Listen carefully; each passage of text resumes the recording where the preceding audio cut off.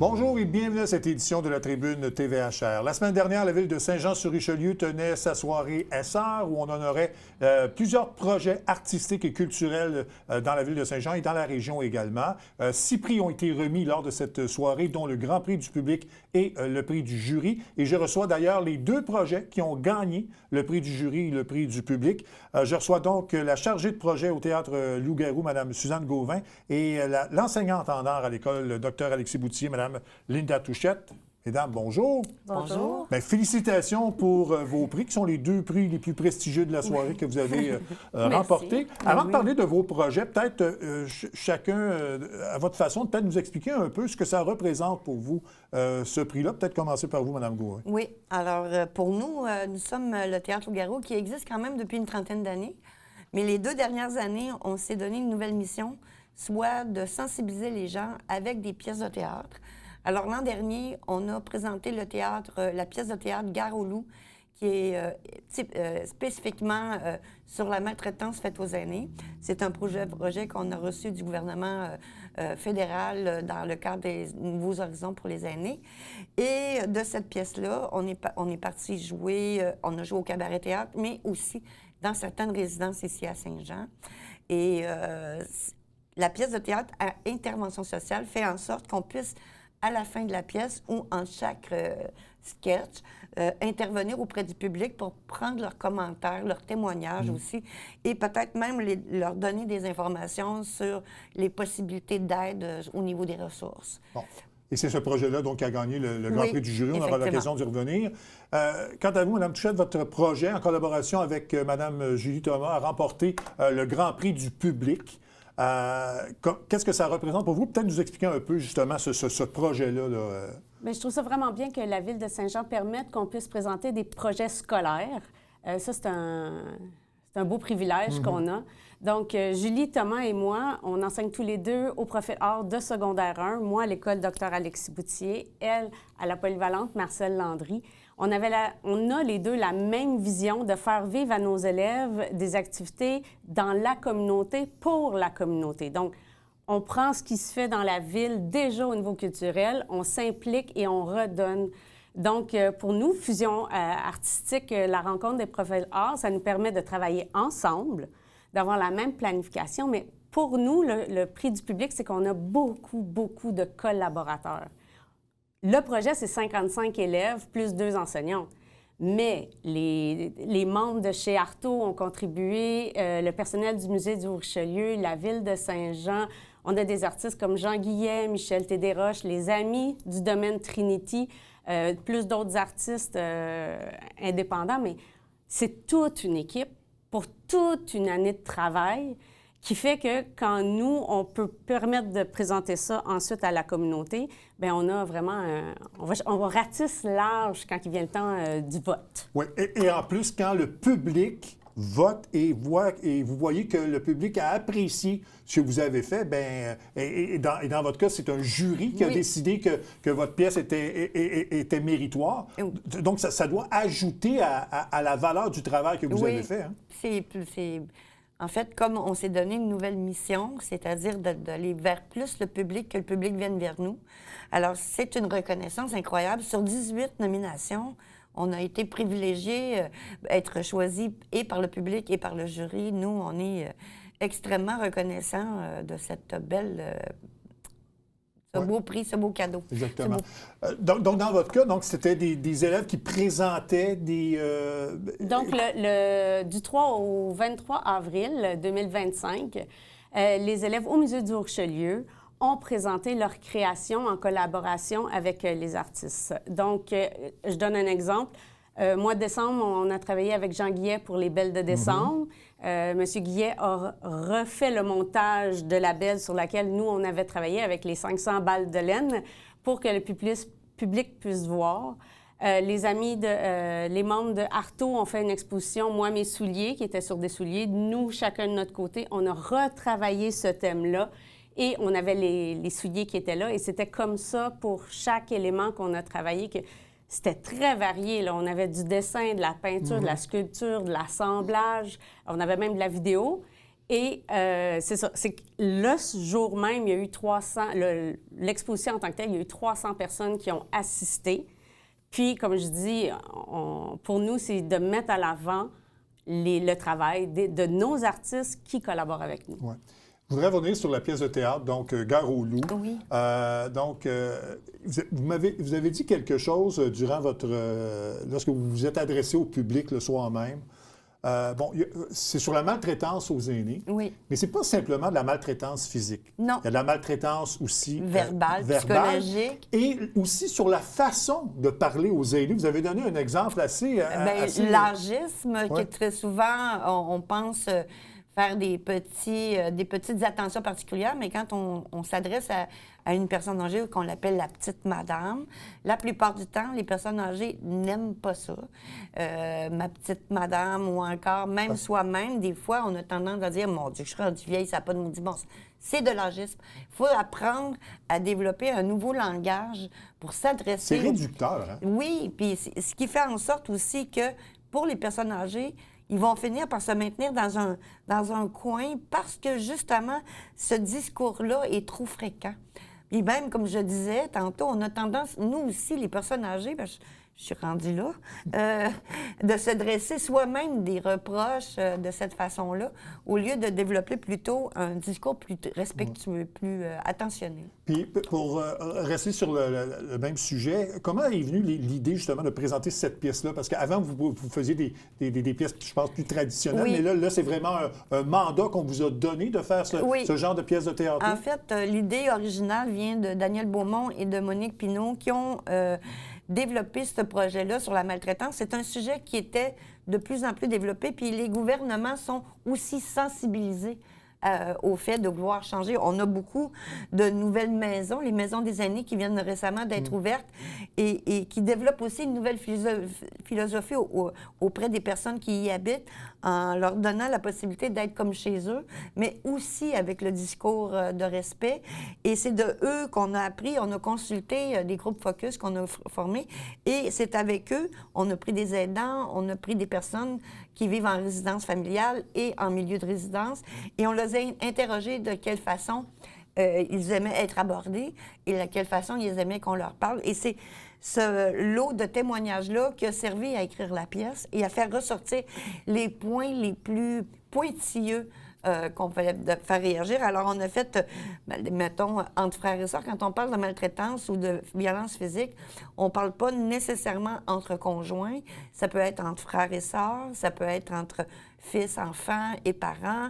Ça peut être aussi juste même des personnes, des amis, les aidants naturels. Alors, il y a plusieurs niveaux qui ont été développés à l'intérieur de la pièce pour sensibiliser. Et même, ça a été un point tel qu'on avait des réactions dans la salle. Les gens craignaient, comme sur la façon dont on s'adresse aux patients, que ce soit une personne préposée, médecin ou le personnel médical. Là aussi, il faut transformer la façon dont ils s'adressent à leur clientèle.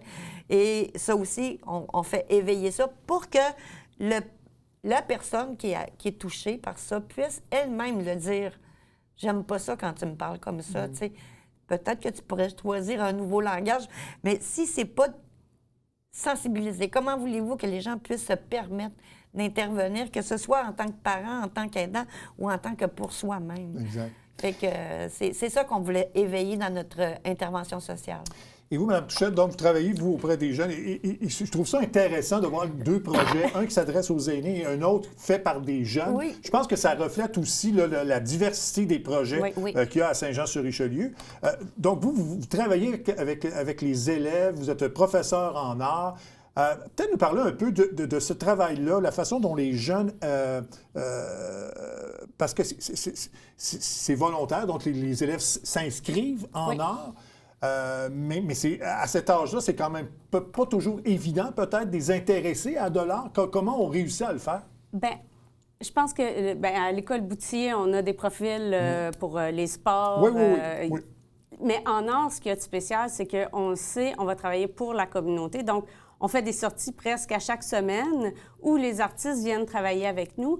Mais la base, là, c'est de faire un citoyen cultivé qui sait ce qu'il y a autour de lui. Donc, souvent, c'est les élèves qui vont emmener leurs parents ensuite, que ce soit au théâtre, au musée, à la bibliothèque ou dans une galerie d'art.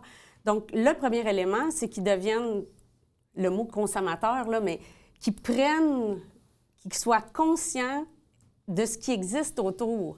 Donc, un dimanche après-midi, aller au Trinity en famille, c'est merveilleux, Oui. mais les élèves ont la chance de pouvoir le vivre, puis éveiller leur curiosité, premièrement. Ensuite, être respectueux puis comprendre qu'est-ce qui se passe dans le domaine des arts. Des fois, ça peut être un peu étrange quand on a 12 ans, mais quand on comprend, ou c'est ça, quand Jean Guillet est avec les élèves, ou Michel Tédéroche qui parle de ses couleurs, puis là, les élèves sont comme, c'est plus la même chose. Quand Joanne nous accueille à la Galerie du Vieux-Saint-Jean, il y a des toiles partout. Mais là, le processus de chacun des artistes, c'est merveilleux, mais il faut le vivre. C'est pas juste on est spectateur, mais il faut vivre, il faut s'impliquer et connaître. Donc, je pense que l'éveil, surtout quand ils ont 12 ans, parce que nos élèves, surtout Fusion artistique, avaient 12 ans, c'est de leur montrer ce qui existe, puis ensuite qu'ils puissent choisir. On est allé la semaine passée à un spectacle de marionnettes pour les... Oui, j'étais pour vous amener là-dessus. J'étais présent. Peut-être expliquer ce que vous avez fait, parce que c'était vraiment très beau, ce que vous avez fait pour les artistes qui ont présenté le spectacle. Donc, le spectacle, c'était 176 pas de la compagnie Théâtre de l'Œil. Et c'était pour les 5-8 ans. Oui, c'est ça. C'était vraiment primaire niveau 1 et niveau 2. Et là, à un moment donné, l'après-midi, on voit un groupe de secondaire 1 qui était le vôtre. C'est ça. Oui, on était 58 élèves secondaire 1-2. Les élèves sont toujours préparés à l'avance. Ils savent que leur but, leur écoute du spectacle, c'est pas la même chose que les petits. Donc, nous, on y allait pour la manipulation des marionnettes, le décor, la technique, puis aussi s'éveiller au métier de la scène. Donc, nos élèves, ce qu'ils ont fait, c'est que les marionnettes de personnages principaux, Octave et Delphine, ils ont inventé une nouvelle vie en faisant des costumes. Et là, pour ceux qui sont un peu plus âgés, ont déjà vécu ça, c'est les poupées en papier. Donc, on met la silhouette en sous-vêtements. Ensuite, sur la page, on met 2 ensembles de vêtements et on met des petites languettes pour pouvoir les accrocher. Donc, on a eu ça a été un super coffret. Les élèves étaient très investis. On avait Octave et l'Apocalypse. On avait Delphine, la ballerine. Et là, pour nous, après le spectacle, de pouvoir remettre aux comédiens notre préparation, mais aussi pour remercier, parce que Richard Lacroix, qui est le concepteur des marionnettes, notre but, c'est que ça se rende à lui. Oui, c'est ça. Donc, nos élèves, sans connaître même l'histoire du spectacle, avaient déjà anticipé. Donc, quand tu arrives dans la salle, puis tu as déjà passé 7, 8 heures à travailler pour... cette présentation-là, l'investissement n'est plus le même, là. Vraiment pas. Exactement. Je vais prendre 30 minutes pour chacune d'entre vous pour nous expliquer un peu les projets qui s'en viennent. Donc, de votre côté? Nous, on a Regard croisé, encore jumelage, polyvalente Marcel Landry, Dr Alexis Boutier. La Ville de Saint-Jean nous prête 15 œuvres de sa collection. Donc, c'est nos artistes. Et les œuvres qu'on a choisies vont être au musée. Donc, ça va être le 23 avril, le vernissage, un 5 à 7. Donc, 15 artistes. Encore là, on a les secondaires 1 et les secondaires 2. Nous, à notre école secondaire 2, vont transformer des lampes inspirées. Les secondaires 1, des cabanes de bois. Et du côté de Marcel Landry, c'est beaucoup plus du 2D. Et il y a des artistes comme Chloé Beaulac qui va travailler en classe direct avec eux.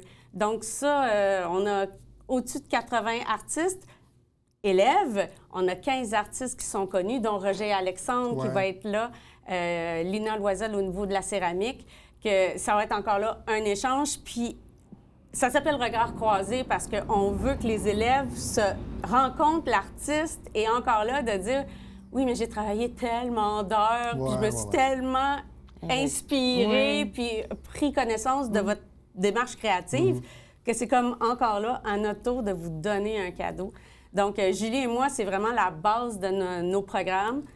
On connaît des artistes, on travaille avec eux, pour eux, et ensuite, on en fait profiter la communauté au complet. Puis merci à la Ville de Saint-Jean de nous permettre, et le Musée du Richelieu, d'avoir ces œuvres-là avec nous. Là. Et du côté du théâtre? Bien, en décembre dernier, on a présenté un conte et légendes d'ici et d'ailleurs, et c'est la Ville de Saint-Jean qui nous subventionnait pour ça. Alors, on a raconté 5 contes qui venaient de différents pays. Et ça a été mis en scène avec des personnages de contes et tout ça. Là, en ce moment, on est en train de monter une pièce de théâtre et est en répétition sur la fibromyalgie. On est en lien avec l'Association de la fibromyalgie de Montérégie et aussi la Société québécoise de fibromyalgie à Québec. Et ça va être présenté dans les mois d'avril-mai. Et on a aussi notre production annuelle qui va avoir lieu au mois d'avril au Théâtre de Grand-Pré. Ça, c'est notre production où la plupart de nos membres vont jouer, là. Alors, on est en route. On attend des nouvelles d'un futur projet. Je ne peux pas en glisser plus de mots, mais on attend la réponse. Si ça fonctionne, ça va devenir un très gros projet. Bien, bravo pour ces Merci. 2 prix qui Merci. reflètent vraiment la qualité de votre travail et puis bonne chance dans vos projets qui s'en viennent. Venez merci. voir nos projets. Oui, ben, c'est moi, c'est ça qui est le plus important, Oui, c'est de oui. découvrir effectivement ce qui se fait. C'est oui. important, autant pour Julie que pour nous, le Théâtre Loup-Garou, d'avoir de l'assistance. Ça fait l'importance de la sensibilisation ou de donner. Bien, nous autres aussi, on donne de la sensibilisation, de l'information. Mais si on n'a pas de monde, on ne peut pas jouer, on ne peut pas avoir du fun avec vous autres. Vous n'êtes pas là. Exactement. Merci beaucoup et puis bravo pour ces prix. Merci Merci. encore. On fait une courte pause et on revient tout de suite après.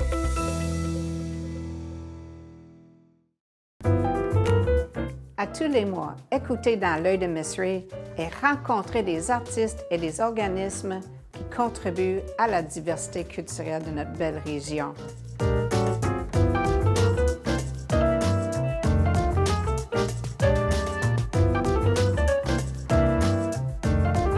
Ensemble, nous gardons l'art vivant. À tous les lundis, 18h30, sur les ondes de TVHR.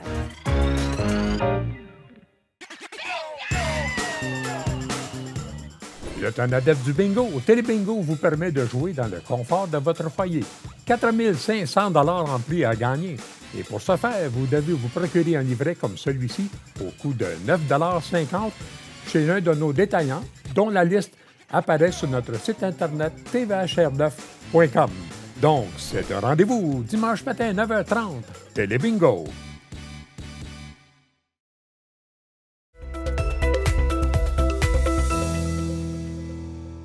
Depuis quelque temps, Chambly compte sur une 2e clinique privée spécialisée en santé mentale. Et pour nous en parler, on a Mme Virginie Lorrain, qui est infirmière praticienne spécialisée en santé mentale à la clinique Strala. Mme Lorrain, bonjour. Bonjour. Donc, quelles sont les démarches d'abord qui vous ont amené justement à ouvrir cette clinique à Chambly? C'est une très bonne question. Effectivement, on s'entend que la santé mentale, c'est un problème qui est de plus en plus présent dans la société. Depuis la COVID, là, on voit excessivement de demandes émergentes et le public, malheureusement, n'est pas en état actuel là, de recevoir toutes ces demandes-là en santé mentale. Puis, de mon côté, dans ma vie personnelle, en fait, j'ai un membre de la famille qui a nécessité, en fait, une consultation en psychiatrie dans le coin de Chambly et il n'y avait pas de ressources. Les attentes étaient de 6 mois et plus. Et on s'entend que quand il y a un besoin en santé mentale, il faut le prendre quand la personne le demande. Donc, ça a vraiment parti d'un besoin personnel. Et puis, considérant que j'offrais déjà mes services au privé à une autre clinique qui desservait plutôt Boucherville et les alentours, je me suis questionnée à me dire, bien, pourquoi est-ce que je fais pas ça à Chambly, dans mon coin, où est-ce que moi je vis, où est-ce que les besoins sont présents? Bon. Donc, c'est vraiment en raison d'un manque de soins donc vous avez décidé donc d'ouvrir cette clinique. Vous êtes issu du privé, du public, pardon, et là, vous allez au privé. Quelle est la grosse différence entre les deux? C'est certain qu'à titre d'IPS, vous l'avez nommé, infirmière praticienne spécialisée, on a quand même excessivement de demandes au public pour fournir, pour la quantité. Okay? On doit soigner un nombre de patients aux 15 ou 20 minutes. Ça prend en compte plutôt les troubles de santé physique. Si vous avez une otite, une pneumonie, des choses comme ça, 15 minutes, c'est vrai que ça peut être réglé. Mais quand on parle d'anxiété, de troubles de sommeil, de dépression, on ne peut pas rien faire en 15 minutes. On doit vraiment procéder à une évaluation globale. Au public, je ne pouvais pas me permettre de faire plus longtemps. On exigeait vraiment de moi là, des 20-25 minutes de rencontre. Puis moi, je trouvais que ça avait de l'impact sur la qualité des soins que j'offrais à mes patients. Et c'était moi le visage derrière cette qualité des soins-là. Donc, je me suis tournée vers le privé. Puis maintenant, je peux prendre le temps avec mes patients, prendre le temps de comprendre leurs besoins, puis aussi de les aider à passer à travers tout ça. Bon. J'imagine que vous avez dû évaluer la situation, aller un peu analyser les besoins. Peut-être nous en parler un peu, parce que les besoins sont évidemment, je pense, de plus en plus criants. Beaucoup de gens demandent de l'aide. Quelle est la situation actuellement à Chambly, dans la région en particulier? Oui, Chambly, c'est sûr que ça a une population assez hétérogène, là, au sens où on a autant des jeunes que des personnes âgées, autant des personnes mieux nanties, d'autres non. Fait que Chambly dessert un bassin de population très divers. Puis ce qu'on a remarqué, en fait, en mettant en branle la clinique, c'est que les besoins sont de plus en plus pour les jeunes. Fait qu'on parle dès l'âge de 10 ans qu'on reçoit beaucoup de consultations, anxiété à l'école, problèmes d'impulsivité, des choses comme ça. Fait que les besoins sont même là, déjà en préscolaire, en scolaire, puis ça nous permet de faire de la prévention puis de la promotion auprès de ces personnes-là pour que, rendu à l'âge adulte, bien, il y ait moins de soucis avec la santé mentale. Et les personnes âgées qui en ont effectivement dans le coin de Chambly, qui, eux, sont un peu délaissés, là, qui n'ont pas tant de soins à domicile pour eux ou de services ou quoi que ce soit, ou qui ont des longues listes d'attente. Fait que Chambly a vraiment un bassin qui nécessitait là, une autre clinique en santé mentale. C'est quand même un risque que vous avez pris, là, parce que quand on travaille dans le public, on a une espèce de sécurité d'emploi. Et là, vous décidez d'ouvrir votre propre clinique sans nécessairement connaître la réaction de la clientèle. J'imagine que... est-ce que ça a été difficile, cette décision-là, ou assez facile dans votre façon de penser? Ça dépend. Au niveau personnel, ça a été une décision assez facile parce que, justement, d'offrir une qualité des soins, c'est quelque chose qui correspond vraiment à mes valeurs professionnelles. C'est certain qu'au niveau professionnel, c'est un peu de se lancer dans l'eau chaude. C'est sûr que le but aussi, en faisant ça, c'est que j'ai pu diversifier aussi d'autres choses. Donc, moi, je suis aussi enseignante à l'université. J'ai pu diversifier aussi mes acquis pour que si jamais ça n'avait pas, dans le fond, la popularité voulue, bien, j'avais autre chose aussi à me concentrer. Puis les besoins, il y en a partout. Donc, si jamais ça ne fonctionne pas à Chambly, il va y avoir d'autres possibilités. Pour moi, c'est pas terminé. Ouais. Bon. C'est ouvert depuis peu. En fait, je pense que les gens peuvent prendre réservation en ligne, mais vous avez le lieu n'est pas encore nécessairement disponible, hein, c'est ça? Exact. Dans le fond, nous, on entre en vigueur à partir du 20 mars 2026. On a effectivement déjà ouvert la plateforme de rendez-vous parce que les gens, c'est ce qu'ils demandaient quand ils ont vu la clinique. Ils ont dit, est-ce qu'on peut prendre rendez-vous tout de suite? C'est quand même rare en santé mentale qu'on voit des rendez-vous 2-3 mois d'avance, mais pour vrai, les gens sont là, sont au rendez-vous, fait qu'on voit que le besoin est là, même si c'est de l'attente de 3 mois. Fait que oui, les gens peuvent prendre rendez-vous, mais on a le local à partir du 20 mars. Bon. Qu'est-ce que vous pensez que les gens ont besoin dans la région? Parce que là, c'est très large, la santé mentale, mais qu'est-ce que les gens vont pouvoir retrouver à la clinique? En fait, une IPS, une infirmière praticienne spécialisée, nous, on peut diagnostiquer, évaluer tous les troubles de santé mentale. Puis quand on parle de santé mentale, ça inclut aussi l'insomnie, la difficulté de tomber endormi, les attaques de panique, les phobies. Ça couvre large, c'est pas juste la dépression ou l'anxiété. Fait que c'est certain que les gens, habituellement, ils viennent chercher des réponses à leurs questions de pourquoi je me sens comme ça, qu'est-ce qui explique que je me sente comme ça, et des solutions aussi, des pistes, en fait, de réflexion sur qu'est-ce qu'on peut faire pour les aider. Fait qu'avec une IPS, on peut, oui, diagnostiquer, mais on peut aussi prescrire des médicaments, puis prescrire aussi si jamais il y a besoin de consultation dans d'autres domaines. Fait que si c'est relié aux hormones, on va en endocrino. Fait qu'on peut vraiment aussi référer vers les parce qu'il va y avoir un spécialistes. échange avec d'autres professionnels aussi, hein? Tout à fait, tout à fait. Puis le but de la clinique, initialement, là, on est avec des infirmières praticiennes spécialisées, mais le but, ce serait d'élargir, d'aller avec des ergothérapeutes, des orthothérapeutes, de vraiment d'élargir le champ. Mais les gens peuvent vraiment venir chercher, en fait, de l'aide, des réponses à leurs questions, un soutien, un suivi, quelque chose d'adapté à leurs besoins. Puis on veut une certaine rapidité des soins aussi, parce que quand la personne demande de l'aide, on veut tout de suite qu'elle puisse avoir accès à ces soins-là. Bon. Il y a déjà donc des prises de rendez-vous. Est-ce que ça fonctionne bien jusqu'à maintenant? Oui. On est vraiment contents. Comme je vous ai nommé, on était quand même surpris, en fait, de l'âge de la clientèle. Fait qu'on est vraiment dans du 10, 12, 13 ans, qui est quand même très, très jeune. On aurait pensé que ça aurait été plus vers adultes, personnes âgées. Mais finalement, oui, c'est presque des clientèles milieu scolaire là, qu'on reçoit actuellement. Ouais, beaucoup. Milieu scolaire, justement, c'est le stress, probablement, l'intimidation, souvent le stress devant les charges, les devoirs qu'on peut donner, souvent aussi à la maison, la pression des parents aussi de bien performer à l'école. Donc, ça regroupe tout ça, dans le fond. Hein. Tout ça. Puis oui, on a parlé d'intimidation, tout ça, mais tu sais, on parle de plus en plus de TDAH, de troubles de déficit de l'attention. Puis quand l'enfant voit qu'il ne fonctionne pas ou qu'il n'arrive pas à enregistrer l'apprentissage de la même façon que les autres, bien, c'est sûr que ça crée de l'anxiété, ils se remettent en question, l'estime de soi, la confiance.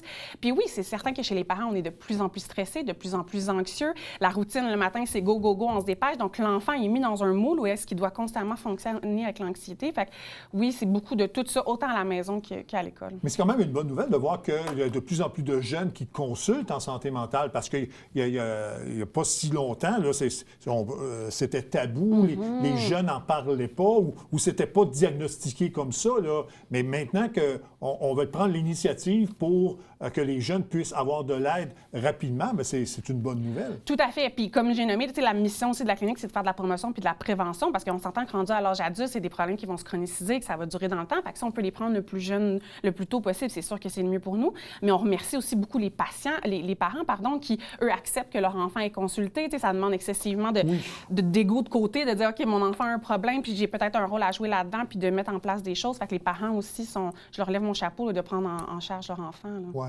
Vous avez dit que vous enseignez à l'Université de Montréal, donc c'est dans ce domaine, dans ce secteur-là que vous enseignez? Oui, en fait, j'enseigne la discipline infirmière, donc l'éthique, les droits des personnes et tout ça, et la santé mentale. Fait que c'est vraiment 2 domaines connexes, oui. Bon. Dans le public, vous avez travaillé combien de temps dans le public? À titre d'infirmière ou à titre d'IPS? Un peu. OK. Globalement, là. Oui, je suis infirmière depuis 2019 dans le public. Ça va faire ma 2e année que je suis au privé. Fait que à peu près 5 ans dans le public pour à peu près 2 ans au privé. Et quand on parle de la situation problématique vous pouvez en témoigner. Oui, oui, tout à fait. C'est sûr que moi aussi, je sors d'un milieu assez atypique. Là, je sors de Bordeaux. Fait que moi, j'ai fait du carcéral avec les détenus, tout ça. Fait que c'est certain que les attentes du public versus vraiment ce qu'on peut offrir est tout à fait différent. Puis malheureusement, on a un peu le visage de ces soins-là. Fait que les patients, c'est vers nous où est-ce que leur déception, leur colère, leur rage vont. Fait qu'accueillir ça à tous les jours, c'est excessivement difficile. Mais oui, le public est aux prises avec des difficultés, non seulement de personnel, de rétention de personnel, de la qualité des soins et tout ça. Fait que je reçois de bon courage. Non, c'est ça. Donc, vous êtes situé où exactement, à Chambly? À Chambly, oui, effectivement, sur le boulevard Bourgogne, donc à côté du Centre des aînés aussi. Fait qu'on est très bien situé aussi au niveau des autres communautés. Puis donc, les gens peuvent aller chercher l'information là, sur le site de la clinique. Oui, d'Estrala, tout à fait. Voilà. Bien, Madame Lorrain, merci beaucoup. Bonne chance, bon succès. Je pense que c'est un besoin essentiel pour répondre aux besoins de la population en général. Donc, bon succès pour cette clinique. Merci beaucoup. Ça complète cette édition de la Tribune TVHR. J'espère que ça vous a plu. Mesdames, Messieurs, à la prochaine. Au revoir.